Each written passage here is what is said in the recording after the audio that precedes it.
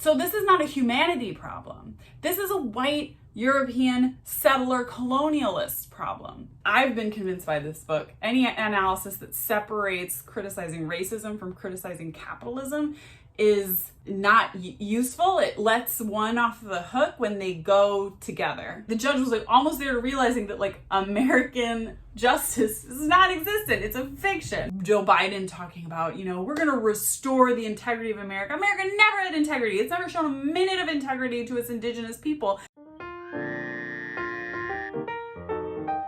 Hey everybody, and welcome back to my channel. Today we are going to be checking back in on the anti-racist TBR list that I made 6 months ago. It was back during the George Floyd protests, and like many YouTubers, I made a list of books that I wanted to read in order to grow as an anti-racist ally or accomplice throughout the year. I didn't get through many, but that was all I read. There was a lot of like personal upheaval in my life this year, the second half of this year, and so I haven't gotten nearly as much reading done as I wanted to, but I wanted to share with you what I did read and what I've learned from reading those things. Another reason I didn't read quite so much was because I was forcing myself to read nonfiction, Black academic radicals. It's not my normal genre. I can blow through a fiction book in a weekend, but when I'm reading nonfiction, I tend to go really slow and it takes me a long time to process everything. Reading diverse fiction has been a priority of mine for many years. Every year I kind of look back and think, what was the racial balance of books that I read? How many international books? Am I reading enough LGBTQ books? Am I reading books by disabled authors? Like I've been seeking out very diverse fiction for a long time, but so it was really important for me to be reading some academic radical nonfiction. I want my writing to be grounded in very strong critical analysis of the world, and I don't think there's any better way to gain the best critical analysis than by reading Black radical academics and Indigenous radical academics. There's also a book that I read that was by a white guy, but I just want to mention it. I read it immediately after the George Floyd protests. It's The End of Policing by Alex Vitale. It is not the first abolitionist book I've ever read. Before that, I would recommend books by Black authors. So Patrisse Khan-Cullors' When They Call You a Terrorist, Angela Davis's Are Prisons Obsolete, or Freedom is a Constant Struggle, and Assata Shakur's autobiography are all books by Black women that discuss abolitionism, police and prison abolitionism. However, those are all books I've read in the past. That was sort of my background in reading about abolitionism, and I really wanted to read The End of Policing. It was available for free for a month or two during and around the George Floyd protests. And it is just an incredible mountain of hard evidence about why we should abolish or defund policing. So if in your anti-racist journey you are not yet on board with defund the police or abolish the police, I would really recommend The End of Policing. It just is, again, just mountains and mountains of evidence, extremely well researched, proving that police don't do what we think they do. They don't solve crimes. They don't make our communities safer. In fact, they are the most dangerous element in many communities. That's not something that can be reformed away because it's actually the function of policing. Policing started as a way to protect capital exploitation of poor people, racialized poor people. In the South, modern police forces emerged out of slave patrols, but in the North, you had modern police forces emerge out of union busting. And so any time that poor people have tried to organize and demand better conditions from their employers, police were created, and they exist to violently oppress that social organization, to violently oppress democracy from starting, basically. And any kind of liberation movement or any kind of movement to increase the living standard of common people, police exist to oppress that. That is their function. And if you think that's way out there and you don't believe me, please go read The End of Policing by Alex Vitale, and you can get on board with abolishing police, abolishing prisons, and maybe as a first step, defunding police, but having a larger aim in mind as the end goal. The second book I tried to read, and this is embarrassing, but it was a DNF for me. I could not finish it, and not because I didn't try. I was really excited to read Black on Both Sides, A Racial History of Trans Identity. I think this book is probably great.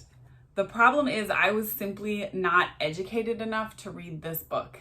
And I tried, and I have a bachelor's degree in English, a master's degree in education. Like I've read a lot of academic stuff going through school, but this was so academic, and it was like a kind of academic that I don't even know what the discipline was. But like, I'll give you an example. Here was just like a sentence I picked out at random, and I can tell the sentence is saying something really interesting, but like, for the life of me, I don't know what it is. Rather than reading race as a secondary order of difference, which would presume that race is principally a biologized form and consequence of reproduction, I propose that Blackness is in apposition to Colebrook's formulation of trans. That is, that they overlap in referentiality inasmuch as Blackness is a condition of possibility for the modern world, and insofar as Blackness articulates the paradox of non-being as expressed in its deployment as appositional flesh. So like, I know what all those words mean except appositional, which I had to look up, but then I look it up, and knowing that what all the words mean doesn't help me get it. Like, that sentence is just too long for my brain to follow it. And what I was thinking the book would be like a straightforward history of Black trans people, but it's like very philosophical in this way. And I forced myself to read about 50 pages of it. I read the introduction and I was like, I have no idea what I just read. And I was like, well, maybe the introductions are sometimes more theoretical. Let me read the first chapter. So then I read the whole first chapter, and I was just like, I have no idea what's going on. So I DNF'd it after the first chapter. And then I was feeling kind of disheartened and very down on myself. But then I went to Futures of Black Radicalism, which is a whole book of essays by Black radicals. And I was really worried that I would feel even less intelligent because if I couldn't understand this. But luckily I was able to read and understand all the essays in the book except for one. There was one that I couldn't really get it. But the others were great. And actually the first essay by Stephen Osuna is about the importance of Black radical academia being accessible to the people, and of Black academics need to speak to the people and be of those, communities and be able to communicate with those communities and not kind of fall into the trap of being part of this liberal elite where you need all this education and expertise and jargon to be able to understand it. And I found that to be true. Most of the essays in this book are pretty accessible. I think they would still be difficult if you've never read academic nonfiction, but you could still understand it. This was probably the most impactful thing I read all year, and I got a lot from the different essays, things that had changed me as a person, as an activist and a writer. So I want to share some of my favorite essays with you, some of my favorite quotes with you, and kind of what they've meant to me. So Futures of Black Radicalism is a collection of essays. Cedric Robinson wrote a book called Black Marxism, which is definitely like now moved to the top of my TBR. And it has a cover that looks very similar to this. It was put up by the same publisher as this back in the 1980s. And it was a book of Black Marxism. It was kind of taking Marxism, which has a lot of limitations because it was written by a white guy a long time ago, and it's been interpreted mostly by white guys, and there are white supremacist elements to Marxism that make it view the world in a very incomplete way. And Cedric Robinson kind of took the very useful analyses that come out of Marxism, but also applied the critical race theory and the perspective of, Black academics and Black historians to Marxism to create Black Marxism. And he's been a hugely influential academic, and these are essays by, many of his students and people who were colleagues, co-revolutionaries with Cedric Robinson, like Angela Davis, like Ruth Wilson Gilmore. Like I said, the first essay by Stephen Osuna is about how Black radical scholarship needs to be accessible. People without niche graduate degrees need to be able to understand it. Otherwise, you become like a petty bourgeois cog in the machine, right? Like you're just part of the establishment upholding white supremacist capitalism, or as it's called throughout this book, racial capitalism. That was something I noticed, is that every single academic in this book never spoke about capitalism in isolation. They were always careful to say racial capitalism because the two things are inseparable is one of the main things I took from many essays of this book, is that the concept of race as it structures our society and impacts every single one of our lives, it was created by capitalism. Obviously, like skin tone differences weren't created by capitalism, but the structures and the way that race impacts every aspect of our lives and our privileges, that was created by capitalism. And at the same time, capitalism is founded on racism, okay? Capitalism can't exist without racism because capitalism is about exploitation. That's what capitalism is. If you don't have a kind of moral justification for mass murder, slavery, genocide, ecocide, you won't be able to get people to go along with it. And racism is this flimsy justification that has been so useful in the development of modern capitalism. So they're always talking about racial capitalism. And that's something I'm going to try to be more careful about doing as well, because I've been convinced by this book. Any analysis that separates criticizing racism from criticizing capitalism is not useful. It lets one off the hook when they go together. They go together. You don't end racism without totally upending the economic system of the world. And you can't end capitalism without fully understanding the role that racism is playing into it. You'll just recreate those systemic oppressions. They have to be willing to commit class suicide. So basically, work towards a world where you are destroying the privileges that you enjoy as celebrated intellectuals, as, Black radical intellectuals.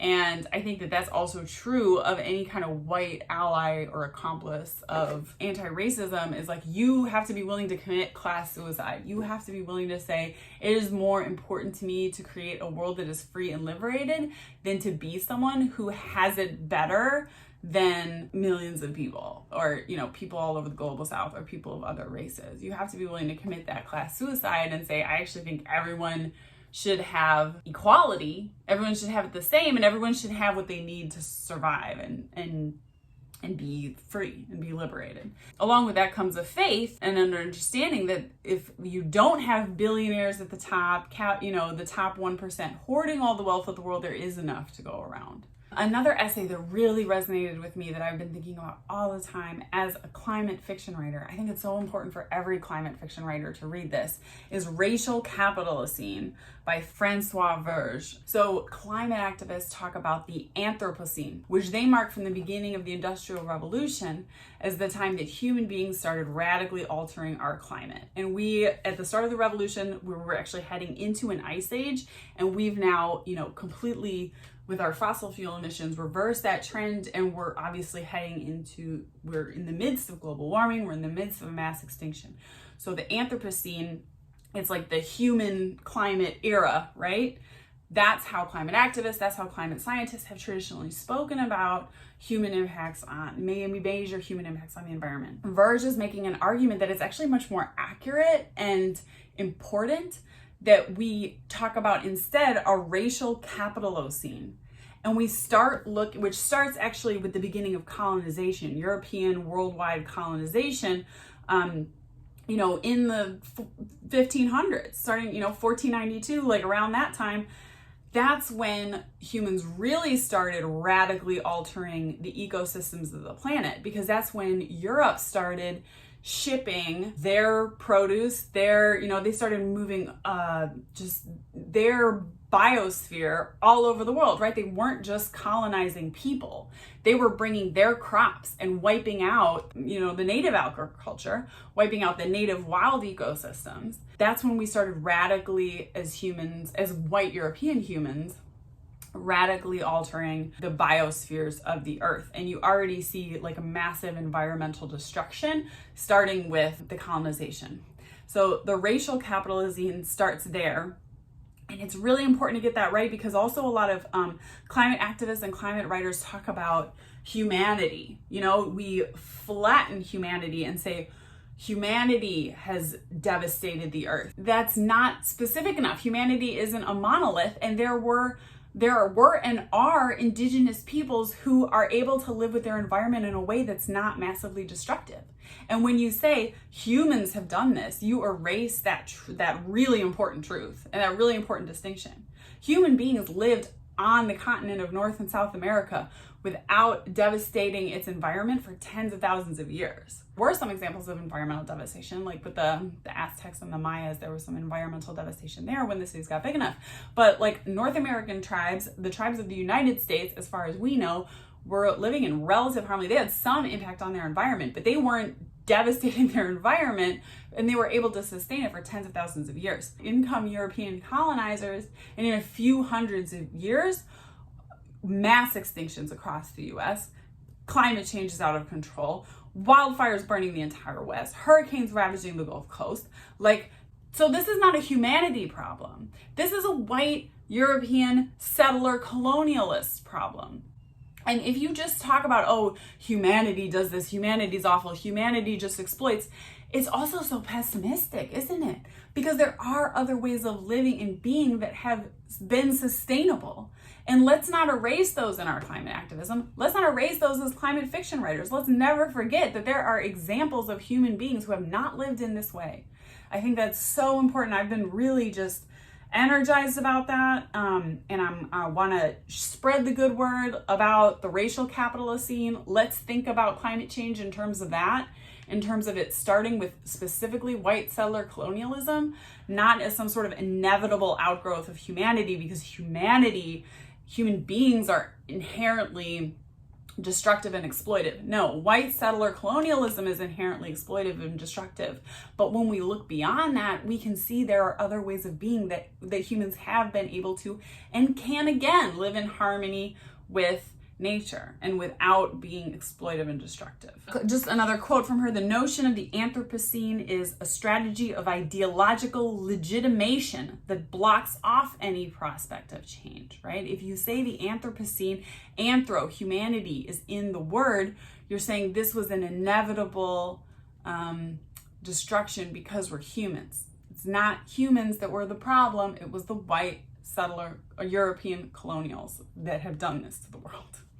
And as a white person, it's really important you recognize that. In that essay, Verge goes on to criticize the limitation of green capitalism, because again, all capitalism is racial capitalism. Green capitalism, that you're buying your fancy bamboo eucalyptus sheets, but the way those things are being produced are still exploitive and destructive to the people and the environment in third world country. Capitalist production is waste production. So green capitalism tends to just create more problems than it solves often, or at least as many problems as it solves, because the fundamental arithmetic of capitalism is nonstop growth, nonstop consumption, and extraction and exploitation of resources.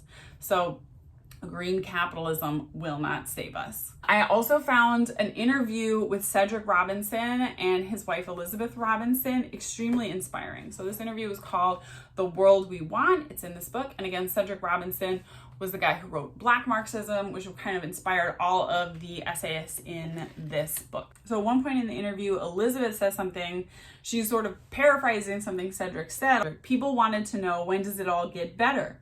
Cedric said something to them about the struggle being important, regardless of whether or not you are going to win. If it's some kind of salvation you're looking for, I don't think it's going to happen.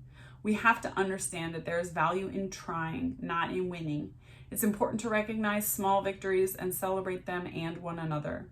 There is not just victory at the end of the struggle. There's value in recognizing that. Trying to change things has value in and of itself. There was so much energy and momentum over the summer, and so much demonstrating and being out in the streets. And here in Houston, nothing politically came of it, or it feels like there's nothing concrete we can point to that was accomplished or got better because of it. And that can make one feel very depressed. But, they're saying you can't, if you're waiting for the glorious revolution, it's probably not gonna come. It's probably not gonna happen in your lifetime. You have to find meaning and value in the struggle. And the same thing goes for as a climate activist. I mean, as a climate activist, am I realistically, are we just gonna hit the brakes on fossil fuel production completely and turn around and go in the other direction and stop massively destroying the world, it seems really, really unlikely, right? There's value in trying. There's value in being on the side that's fighting for climate justice, fighting for racial justice. And it was good to hear these activists that are like heroes of activism and have been for many, many decades, just sort of acknowledging that and being real about that. I found that very heartening. There was an essay in here that I think is very, very important for other progressive Jews to read, and that was Birth of a Zionist Nation, Black Radicalism, and the Future of Palestine. If you are a Jewish progressive, a Jewish leftist, and you have not read Angela Davis's Freedom is a Constant Struggle, which really draws the connections between the Palestinian struggle for liberation and the justice movements in the United States, I really think you need to read that book. But this essay was also really important, drawing some of those parallels between white settler colonialism in the US and Israel. And it's sort of starting from a place that you already sort of get that. And then what I found really interesting was it talks about how there's a common way of seeing Palestinians and Black Americans simply as victims and seeing their culture as a reaction to white oppression or, Israeli oppression in a way that further centers whiteness and dehumanizes, decontextualizes the cultures of the people being oppressed. So even though much of African culture was like purposely destroyed by white settler colonialism, it was not entirely destroyed. You can never destroy a people's like cultural background. And there is a through line. Even if a Black musician writing in the US today has no, whose ancestors were slaves, but has no idea because it was erased through purposeful genocide, right? Has no idea like what part of Africa their ancestors came from or what the culture was. They don't know what it was, but it's still in them, right? Because white settler colonialism failed to extinguish the culture. He quoted Cedric Robinson in this piece: the slave masters' attempt to brainwash the Africans did not generate a rebellion African consciousness. Rather, a rebellious African consciousness generated the slave masters' need to brainwash the Africans. And so this essay is arguing against similar types of erasure of Palestinian culture. Palestinian courage and resistance to Israeli occupation and apartheid isn't simply a victim responding to an oppressor, it's a manifestation of the unique culture and history of the indigenous people of Palestine. And so here's another quote: Palestinian liberation should therefore not be seen simply as a reaction to the brutality of the occupation. On the contrary, the brutality of the occupation is a reaction to Palestinian liberation. So it seems like that's kind of a subtle difference at first, but then when you kind of sit with it for a while, I don't know, for me, it's extremely powerful how these white colonial narratives we have like erase the agency of the peoples who are being oppressed. So coming to that realization, I think, plants some like really powerful seeds of liberation in your mind. And it's just more accurate too, when a people are colonized, their brains and their culture aren't a slate wiped clean. They're carrying their culture into their resistance movements. Yeah, like I said, it's like a subtle way of thinking about it, but I think it's really important, and I really like that essay. So then we get to Ruth Wilson Gilmore, who's like a giant of Black radical activism, right? And she calls herself an abolition geographer. And I'll actually link to, if I can find it, I saw a little short video, a film once about her talking about abolition geography. And there's an essay about abolition geography and the problem of innocence in this book. Ruth Wilson Gilmore's writing is one of the more difficult ones for me in this book. Like, she's very poetic. It's beautiful writing. It's like very poetic and forceful. I sometimes will have to read it like a couple times to be like, did I really understand what she's trying to say? But I'll do my best to like tell you. So here's some quotes that like really resonated with me and kind of what I took from that essay. So one is, abolition geography starts from the homely premise that freedom is a place. So Ruth Wilson Gilmore is talking about kind of like, though, this idea that you don't have to draw a line around the entire US to say like, it's an all or nothing thing, a binary thing. The US is free or it is not free. Obviously, it's not free. Can you become an abolitionist in your own heart and then draw an abolition geography is like, you can draw a line around yourself, and freedom is a place like, it's not, the whole country is not going to be free, but can you draw a line around yourself first and say, like, I'm free? Again, this is me trying to understand her, and like maybe I'm getting it really wrong, but this is kind of what I took from it. And so then I think about, like, okay, in your family, can you raise your kids as a parent? Like, can I raise my kids in a way that is not relying on this like crime, punishment, shame, incarceration, type of ways? Are there other ways of, relating to each other that isn't rooted in these like power and control dynamics? And can I make my home a place that feels like more free than the rest of the world, And then you can think about your community. For a while during the pandemic, me and my friend Marcella, our families were like bubbled together, and it was sort of like really cool. We were like providing each other's families like a lot of mutual aid. We were giving each other daycare because we didn't have it in the pandemic. So we'd like trade off days with the kids. We were feeding each other a lot, like taking turns feeding our two families. It felt really awesome to have like this other family partnering together and not this like isolated nuclear capitalist family, That was kind of cool. Like, and then in your activism, in your writing, can you extend the line of the Appalachian geography outside of yourself? Like, how can you do that? How can you create smaller spaces within the larger country or state that are free? How can you do it through mutual aid, through shared housing, through community activism, stuff like that? I think that's what she was talking about. Another like quote from her that I really liked: radical consciousness in action resolves into liberated lifeways, however provisional, right? So however short term, can you make up some liberated lifeway? Can you find a way to live freer than society wants you to? Finally, there's an interview with Angela Davis, which made the point that like leftists are just shooting themselves in the foot and completely misunderstanding the world when they leave race out of their analyses of capitalism.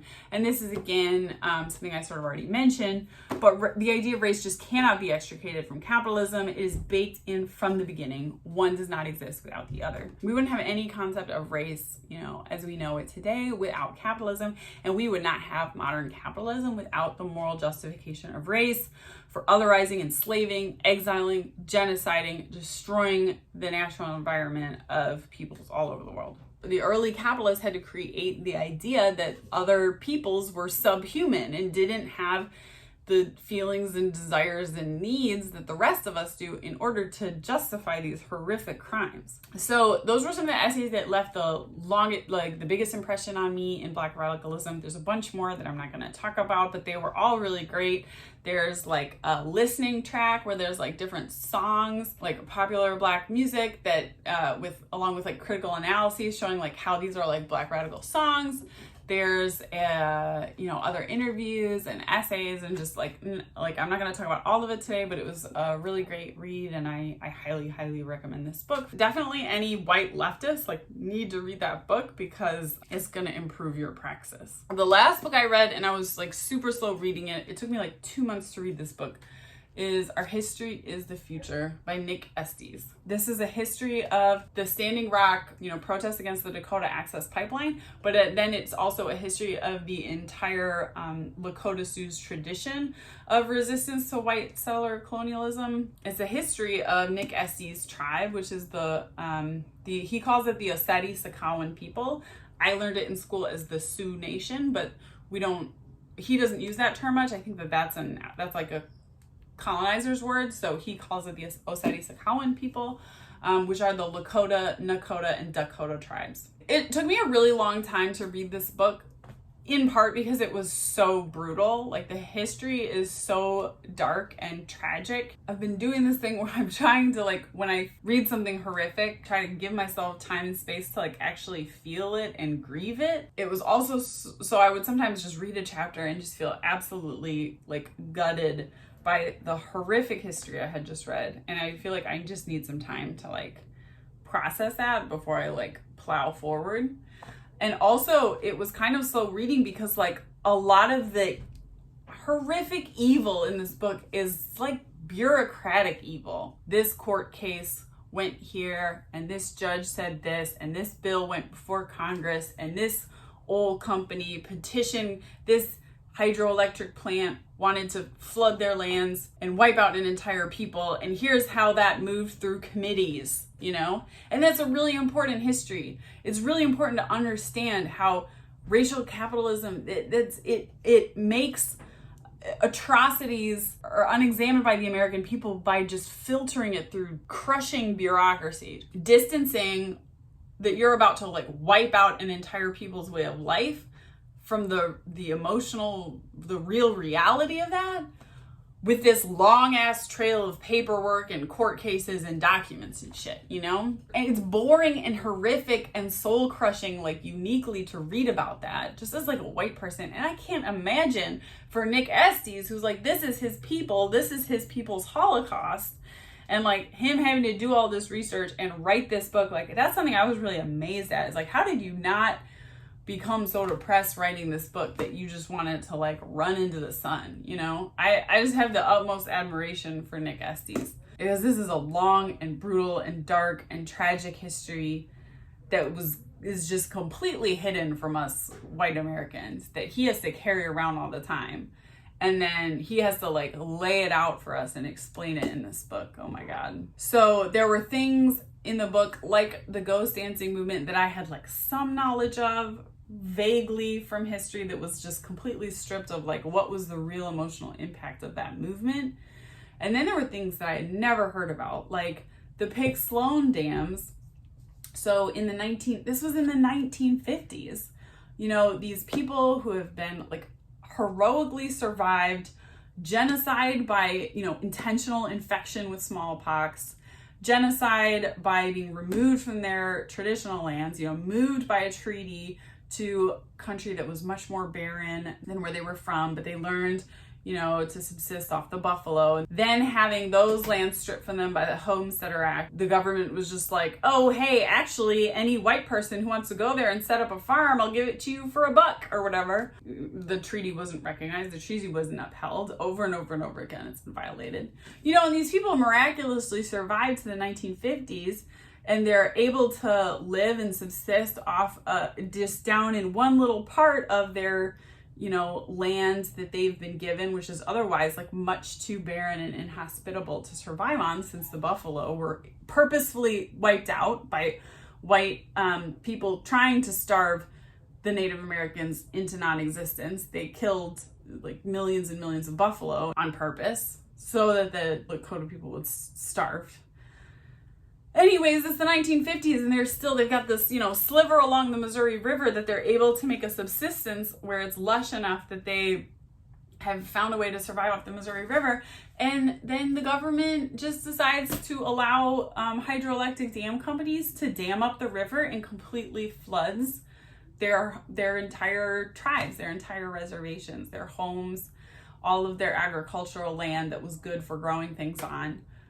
Some tribes were flooded twice. The dam was built, their way of life and all their homes and everything were just flooded.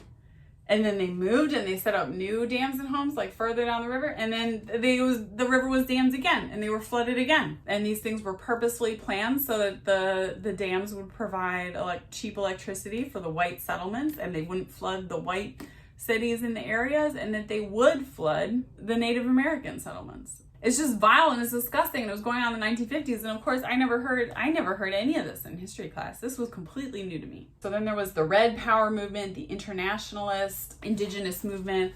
You know, they kind of talk about for a long time, the only friends that Native Americans had in the world were the Palestinians and communist countries, right? The people that we're supposed to think of as they were our enemies, you know. They were the only people giving Native American people any kind of standing on the world stage. Those countries are the only reason that the rights of indigenous people ended up getting recognized by the UN, because of the clout of the communist countries. There was this moment where a judge was ruling on whether these protesters had standing when they occupied Wounded Knee. And this Judge Urban says, "Whence comes my authority?" The attorney for the Ossetis Cowan says, "To do what?" He says, "To do anything. I am a judge. Where did I get my authority?" The defense said, "Exactly the same place that the treaty between the United States and the Sioux Nation gained its status as a solemn agreement." And it was like this moment that the judge almost recognized that, like, oh shit, the same authority that supposedly gives me some authority, some, respectability. I'm a judge. What I decide should matter. What I say should become law. That authority is vested in him by the same authority that granted the treaty and should make the treaty have any meaning.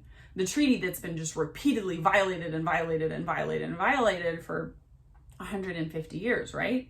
And so if the treaty actually doesn't have any standing in the law, then as a judge, you also don't have any standing in the law. Like, the judge was like almost there to realizing that, like, American justice is not existent. It's a fiction. It's some pretty paint on really ugly greed and genocide and slavery and capitalism. He was like so close to getting it. And then he pulled back and he said, well, like, oh, that was sad that happened to you in the past, but feeling what was wrong does not describe what was right. Anguish about yesterday does not alone make wise answers for tomorrow.